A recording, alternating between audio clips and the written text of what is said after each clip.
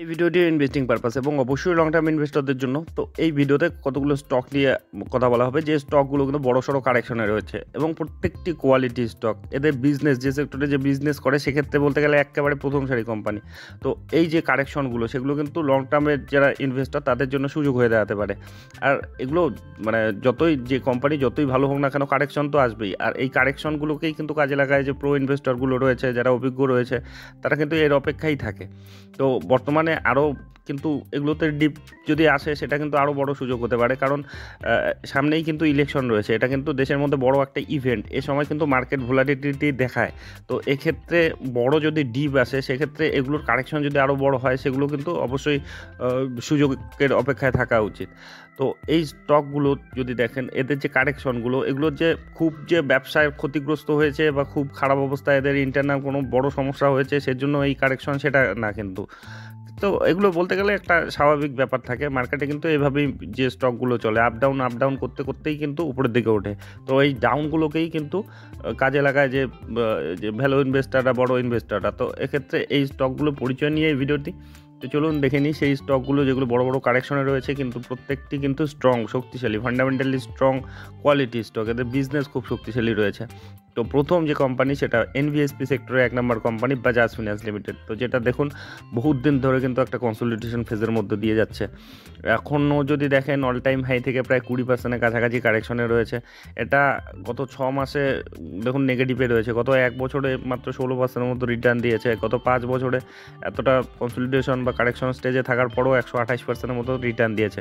মানে এই কোম্পানিগুলো খুব খারাপ অবস্থা যদি হয়, তবুও কিন্তু অন্তত 5 বছরে টাকা ডবল করে দেওয়ার এদের ক্ষমতা রয়েছে। আর ভালো সময়ে কিন্তু আরও বড় রিটার্ন দিতে পারে। আর বাজাজ ফিনান্সের কিন্তু গতি রয়েছে, মানে যে মিড ক্যাপ ধরনের কোম্পানিগুলো যেমন রিটার্ন দেয়, সেরকমই কিন্তু রিটার্ন দেওয়ার কিন্তু এর ক্ষমতা রয়েছে। তো যাই হোক, এই কোম্পানির যদি আপনি ফান্ডামেন্টাল প্যারামিটারগুলো দেখেন, 4 লক্ষ কোটির উপরে এর মার্কেট ক্যাপিটাল, 29 পি রয়েছে বর্তমানে, রিটার্ন অন ইকুইটি 33% মতো রয়েছে, বুক ভ্যালু 969 রয়েছে, বর্তমানে 6,500 টাকার আশেপাশে চলছে, ফেস ভ্যালু 2 রয়েছে, ডিভিডেন্ড দিচ্ছে 0.46% হিসেবে। আর ডিটেলস এর যে বিজনেসের গ্রোথ এগুলো আর দেখানো হচ্ছে না, জাস্ট এগুলো পরিচয় করে দেওয়া হচ্ছে যে এগুলো বড় কারেকশনে রয়েছে। আপনি যদি দেখেন, আরও একটি কোয়ালিটি স্টক কিন্তু তুলনামূলক ছোট, এবং বলতে গেলে এটাকে ইমার্জিং প্লেয়ার হিসেবে দেখছে বিশেষজ্ঞরা। আর এর যে সমস্যাগুলো ছিল, সেগুলো কাটিয়ে কিন্তু মানে বর্তমানে কিন্তু এটা ভালো পারফরমেন্স করছে আর কি, এদের ব্যবসার দিক দিয়ে। তো এই কোম্পানি বর্তমানে 78 টাকায় চলছে। এটা যদি রিটার্ন দেখেন, গত 1 বছরে মানে একটা কারেকশনে কিন্তু রয়েছে, তা সত্ত্বেও মোটামুটি 45%-এর মতো রিটার্নে রয়েছে। আপনি যদি দেখেন, অল টাইম হাই থেকে প্রায় 20%-এর আশেপাশে কিন্তু কারেকশনে রয়েছে। তো এই কোম্পানি বর্তমানে 78 টাকায় চলছে। 5 বছরের যদি রিটার্ন দেখেন, খুব একটা রিটার্ন নেই। তো অনেক সমস্যা মানে ছিল আর কি এই ব্যাংকের ক্ষেত্রে। তো এগুলো নিয়ে আগেও বলা হয়েছিল কী সমস্যা ছিল।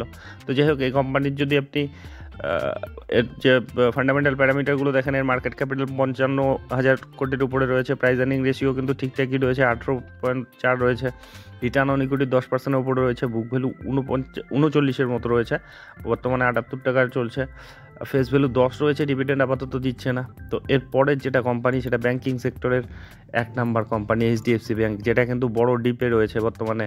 আর এইচডিএফসি ব্যাংকে মার্জারের পর কিন্তু এর যে কিছু টেকনিক্যাল ব্যাপার রয়েছে, তার জন্য কিন্তু তার যে পরবর্তী কোয়ার্টার, 2-3 কোয়ার্টার যে তার একটু খারাপ রেজাল্ট আসতে পারে, সেটা নিয়ে কিন্তু এদের যে ম্যানেজমেন্টও কিন্তু বলেছিল, এটা নিয়ে আমি আপডেটও দিয়েছিলাম। তো এক্ষেত্রে কিন্তু সের জন্যই হোক, যে কারণেই হোক, একটা কিন্তু কারেকশন এসেছে। মোটামুটি আপনি যদি দেখেন, যে রিসেন্ট হাই থেকে আর কি 20%-এর আশেপাশে কিন্তু কারেকশনে রয়েছে, 15% বা তার বেশি রয়েছে। তো বর্তমানে 1454 টাকায় চলছে। আর এটা কিন্তু বহুত দিন ধরে কোনো রিটার্নই দেয়নি। দেখুন 5 বছরে মাত্র 27%-এর মতো রিটার্ন দিয়েছে। তো এটা ব্যাংকিং সেক্টরে 1 নাম্বার কোম্পানি এইচডিএফসি ব্যাংক। অন্তত আপনার টাকা ডুবে যাওয়ার কিন্তু থাকবে না। আর দেখুন, যে 5 বছরের রিটার্নটা, এটা কিন্তু ডিসঅ্যাপয়েন্ট করবে, কিন্তু অবশ্যই এগুলো বর্তমানে যে এতদিন থেকে এতটা কনসলিডেশন ফেজে রয়েছে, এক্ষেত্রে এর যদি র্যালি দেয়, যেটা তার আসবেও আর কি, যখন তার যে ডেটাগুলো ঠিকঠাক হবে, সেক্ষেত্রে কিন্তু এর র্যালিটাও কিন্তু বড় হতে পারে। তো অবশ্যই এই কোম্পানিটিকে কিন্তু আপনারা নজরের মধ্যে রাখতে পারেন। এর যদি দেখেন, এটা ব্যাংকিং সেক্টরের মানে প্রাইভেট ব্যাংকের ক্ষেত্রে 1 নাম্বার ব্যাংক। এটা 11 লক্ষ কোটি এর মার্কেট ক্যাপিটাল রয়েছে, 16 প্রাইস আর্নিং রেশিও রয়েছে, রিটার্ন অন ইকুইটি 17%-এর উপরে রয়েছে, 519 টাকায় চলছে, 1453 টাকা এর বর্তমান বাজার দর, ফেস ভ্যালু 1 রয়েছে, ডিভিডেন্ড দিচ্ছে 1.25%-এর মতো। তো এরপরে যেটা কোম্পানি রয়েছে, সেটা হচ্ছে এসবিআই কার্ড এবং পেমেন্ট লিমিটেড। এটা কিন্তু এদের বিজনেস কিন্তু সুন্দর, কিন্তু এরা যখন থেকে মার্কেটে নেমেছে তারপরেই কিন্তু এই কারেকশন চলছে এর। আপনি যদি দেখেন যে হাই মেরেছিল সেখান থেকে প্রায় 40%-এর কাছাকাছি কারেকশনে রয়েছে, আর যে দামে নেমেছিল মার্কেটে সেখান থেকেও প্রায় 32%-এর মতো কারেকশনে রয়েছে। তো বর্তমানে 698 টাকায় চলছে এটা। এটার যদি ফান্ডামেন্টাল প্যারামিটারগুলো দেখেন 66,000 66,000 কোটির মতো এর market capital, price earning ratio 28-এর সামান্য উপরে রয়েছে। রিটার্ন অন ইকুইটি দেখুন 25%-এর উপরে রয়েছে। বুক ভ্যালু 116 রয়েছে, 699 টাকার আশেপাশে চলছে। তো এর যদি ফেস ভ্যালু দেখেন 10ই রয়েছে, ডিভিডেন্ডও দিচ্ছে 0.36% হিসাবে। তো এই স্টকটিও কিন্তু এদের যদি আপনি ডিটেলসটা দেখেন আর কি, এদের যে সেলস গ্রোথ, এদের যে রেভিনিউ গ্রোথ সব কিছু কিন্তু পজিটিভ রয়েছে। তো এই স্টকটিকে কিন্তু আপনারা স্টাডি করতে পারেন। এরপরের যেটা কোম্পানি রয়েছে জুবিল্যান্ট ফুড ওয়ার্ক লিমিটেড। তো এই ফুড সেক্টরে কিন্তু এটা একটা নামি দামি নাম, এর যে ব্র্যান্ড কিন্তু খুব নামি দামি, দেশে বিদেশে কিন্তু ভীষণ পপুলার। কিন্তু একটা বড় সড়ো কারেকশন চলছে 2021 থেকেই, মানে সেই বুলরান যে হলো আর কি কোভিডের পর, তারপরেই কিন্তু এর কারেকশন শুরু হয়েছে, যেটা কিন্তু এখনও অব্যাহত। মোটামুটি 50%-এর আশেপাশে এখনও কারেকশন রয়েছে। বর্তমানে 447 টাকায় চলছে, কিন্তু এ কিন্তু কোয়ালিটি স্টক, এর ব্যবসার কিন্তু দম রয়েছে। তো এক্ষেত্রে এই স্টকটি যে ঘুরে দাঁড়াতেই পারে সেটা আর বলার অপেক্ষা রাখে না। সে মার্কেটে যে কোনো কিছুই হতে পারে, কিন্তু মার্কেট তো সম্ভাবনা খেলা, তো সেক্ষেত্রে সম্ভাবনা বেশিই রয়েছে এক্ষেত্রে এই ধরনের কোম্পানির ক্ষেত্রে যে এগুলো ঘুরে দাঁড়ানো। তো এই কোম্পানির যদি আপনি দেখেন বর্তমানে 447 টাকায় চলছে। এর ফান্ডামেন্টাল প্যারামিটারগুলো দেখুন, এটা 29,531 কোটি মার্কেট ক্যাপিটাল, এখনও কিন্তু প্রাইস আর্নিং রেশিওটা হাই রয়েছে। এখন এর যে শেয়ার দরে কারেকশনটা এসেছে তার মানে শেয়ারের দাম কমেছে। আপনারা জানেন প্রাইস আর্নিং রেশিও মানে ভ্যালুয়েশন বের হয় হচ্ছে শেয়ার দরকে যদি আপনি ইপিএস মানে আর্নিং পার শেয়ার দিয়ে ভাগ করেন, তো সেক্ষেত্রে কিন্তু প্রাইস আর্নিং রেশিওটা বেরোয়। এক্ষেত্রে হয় শেয়ার দরের দাম কমতে হবে, আবার এদিকে প্রফিটেবিলিটি বাড়াতে হবে, মানে ইপিএস আর্নিং পার শেয়ারটা বাড়াতে হবে, তবেই কিন্তু ভ্যালুয়েশনটা মানে পি রেশিওটা কমে আসবে। মানে যত কম হবে পি রেশিও ততই কিন্তু একটা বলতে গেলে কম ভ্যালুয়েশনে রয়েছে, সেটা কিন্তু ভালো। পি রেশিও যত কম হয়।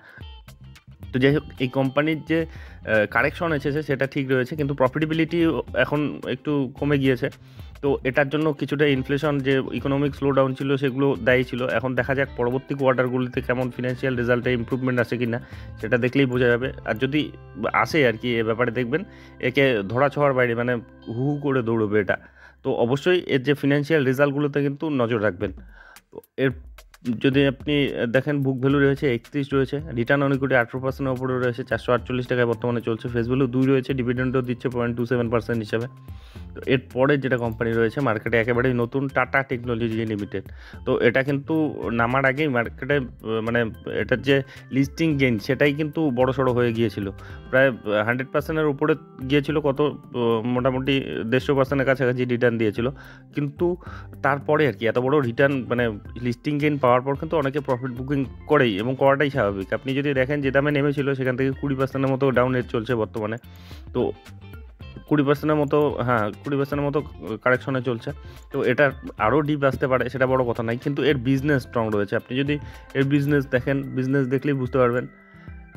যেটুকু ডেটা অ্যাভেলেবেল রয়েছে দেখুন, 2019-এ এদের সেল ছিল 2900 কোটি, তারপরে কিছুটা কমে গিয়েছিল কোভিড টাইমে, তারপরে দেখুন 3500 হলো, এবার 4400, এখনও ফোর্থ কোয়ার্টার বাকি রয়েছে, আরও অ্যাড হবে। আর প্রফিটেবিলিটি দেখুন, তখন 353 কোটি ছিল, এখন 624 কোটি, মানে 2019 থেকে 2023 পর্যন্ত ডবল করে ফেলেছে তাদের প্রফিটেবিলিটি। তো বুঝতে পারছেন এদের বিজনেসে গ্রোথ রয়েছে। আর এদের যেহেতু একেবারেই নতুন, এদের ডেটাগুলো তেমন এখনও কিন্তু পুরোপুরি অ্যাভেলেবেল নেই বা সেরকম আপডেট নেই। তো তবুও আর কি 42,000 কোটির এর মার্কেট ক্যাপিটাল রয়েছে, আর ফেস ভ্যালু 2 রয়েছে, ডিভিডেন্ড আপাতত দিচ্ছে না, রিটার্ন অন ইকুইটি 23% রয়েছে আপাতত। তো যাই হোক, এই কোম্পানিটিকে কিন্তু আপনারা নজরের মধ্যে রাখতে পারেন। এটা ডিপের অপেক্ষায়, আরও বড় কারেকশনের অপেক্ষায় মানে থাকা আরও বেশি আর কি সুযোগ সন্ধানী হবে। তো এরপরে যেটা কোম্পানি রয়েছে সেটা হচ্ছে অ্যাভিনিউ সুপারমার্ট বা ডিমার্ট। এটা রিটেল সেক্টরে 1 নম্বর কোম্পানি। তো এক্ষেত্রে এটাও কিন্তু বড় সড়ো কারেকশনে রয়েছে এবং কনসলিডেশন স্টেজে বহুত দিন ধরে রয়েছে। তো এক্ষেত্রে এই কোম্পানির যে বিজনেস নিয়ে কিছু বলার নেই, এরা 1 নম্বর মানে সেক্টরে বলতে গেলে মানে প্রথম খেলোয়াড় এরা।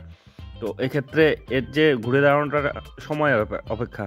তো বর্তমানে 3912 টাকা চলছে, যেটা 5000 টাকার আশেপাশে একসময় গিয়েছিল। তো এই কোম্পানির যদি আপনি ফান্ডামেন্টাল প্যারামিটারগুলো দেখেন, 2,55,875 কোটি, এখনও কিন্তু প্রাইস আর্নিং রেশিওটা হাই। তবে হ্যাঁ, এটা হাই থাকে যদিও, তবুও এটা হাই আর কি, একটু কিন্তু আরও কুল ডাউন হওয়া উচিত। তো সেক্ষেত্রে তার শেয়ার দর কমেছে, প্রফিটেবিলিটি বাড়লে কিন্তু তাদের যে এই পি রেশিওটা কুল ডাউন হবে। তো রিটার্ন অন ইকুইটি 16%-এর ওপর রয়েছে, বুক ভ্যালু 268 রয়েছে, বর্তমানে 3932 টাকায় চলছে, ফেস ভ্যালু 10ই রয়েছে, আপাতত ডিভিডেন্ড দিচ্ছে না। এর পরের যে কোম্পানিটা রয়েছে সেটা হচ্ছে এশিয়ান পেইন্ট লিমিটেড। তো পেইন্ট সেক্টরের 1 নম্বর কোম্পানি। এটা কারেকশনে আসা মানেই এগুলো সবগুলোই বলতে গেলে ভরসাযোগ্য কোম্পানি। সে 2-1টা ছোটো কোম্পানি রয়েছে, ম্যাক্সিমামই কিন্তু টাকা ডুবে যাওয়ার সম্ভাবনা কম রয়েছে, কারণ এদের বিজনেস এতটাই শক্তিশালী, এদের এতটাই ছড়ানো বিজনেস, মানে খুব ক্ষতিগ্রস্ত। ভারতের ইকোনমি যখন সমস্যা হবে, কোনো বড় যুদ্ধ বিগ্রহ সেরকম ছাড়া কিন্তু এদের ব্যবসা ডুবে যাওয়া সম্ভাবনা খুব কম। তো সেক্ষেত্রে এ ধরনের কোম্পানিতে টাকা ডুবে যাওয়ার সম্ভাবনা কম। সে রিটার্নও সেরকম, মানে যে বড় রিটার্ন মাল্টিপ্লিকার রিটার্ন পাবে সেরকম না, কিন্তু ডিসেন্ট একটা রিটার্ন কিন্তু পাওয়া যায়। অন্তত 5 বছরে টাকা দ্বিগুণ করে দেবে এই ধরনের কোম্পানি, এটুকু ক্ষমতা এদের রয়েছে। তো এই কোম্পানি দেখুন, এটাও কিন্তু বড় সড়ো কনসলিডেশন ফেজের মধ্য দিয়ে যাচ্ছে বহুত দিন ধরে। 2021 থেকে এখন পর্যন্ত কোনো রিটার্নই দেয়নি বলতে গেলে। গত 5 বছরে তবুও কিন্তু 94%-এর মতো রিটার্ন রয়েছে। গত 1 বছরে কোনো রিটার্ন নেই বললেই চলে। আর তো এই কোম্পানির যদি আপনি ফান্ডামেন্টাল প্যারামিটারগুলো দেখেন, 2,75,000 কোটি এর মার্কেট ক্যাপিটাল, পিই রেশিও রয়েছে 50-এর কাছাকাছি, রিটার্ন অন ইকুইটি 27.7%-এর মতো রয়েছে, বুক ভ্যালু 173 রয়েছে, বর্তমানে 2800 টাকার আশেপাশে চলছে, যেটা এই কিছুদিন আগেই 3500 টাকার আশেপাশে চলছিল। তো যদি দেখেন এখনও কিন্তু অল টাইম হাই থেকে মোটামুটি হ্যাঁ 20%-এর উপরে কিন্তু কারেকশনে রয়েছে। তো এই কোম্পানির বর্তমান ফেস ভ্যালু 1 রয়েছে, ডিভিডেন্ড তো দিচ্ছি। তো যে কয়েকটি স্টকের পরিচয় করে দেওয়া হলো, প্রত্যেকটি কিন্তু কোয়ালিটি স্টক, এদের বিজনেস প্রচণ্ড শক্তিশালী। মোট কথা, আপনি যখনই লং টার্ম ইনভেস্টমেন্টের কথা ভাববেন তখনই তো সেই কোম্পানির বিজনেসকে দেখবেন। তো এদের বিজনেসটা কিন্তু শক্তিশালী, এবং সেই জন্যই এগুলো, যেহেতু শক্তিশালী কোম্পানি কিন্তু কারেকশনে রয়েছে, সেটা কিন্তু সুযোগ হতে পারে। সেই জন্যই পরিচয় করে দেওয়া হলো এই স্টকগুলোকে। তো এ ধরনের ভিডিও যদি আপনাদের উপকারে লেগে থাকে তবে অবশ্যই চ্যানেলটি সাবস্ক্রাইব করে রাখবেন। আর একটা কথা অবশ্যই, এগুলো কোনো ধরনের রিকমেন্ডেশন না, কারণ শেয়ার বাজারে আমি কোনো বিশেষজ্ঞ নই, কিংবা সেবি রেজিস্টার্ড অ্যানালিস্টও নই। আমি যে দেখছি, শিখছি, অনুভব করছি, সেগুলোই আপনাদের সঙ্গে শেয়ার করছি। তো আপনি যখন ইনভেস্টমেন্ট করতে যাবেন, আরও ডিপলি অ্যানালাইসিস করবেন, আপনাদের যে ফিনান্সিয়াল অ্যাডভাইজার রয়েছে তাদের উপদেশ নেবেন, আর অবশ্যই রিস্ক ম্যানেজমেন্ট ঠিকঠাক রেখে তবে ইনভেস্টমেন্টের কথা ভাববেন। তো যাই হোক, ভিডিওটি শেষ পর্যন্ত দেখার জন্য ধন্যবাদ।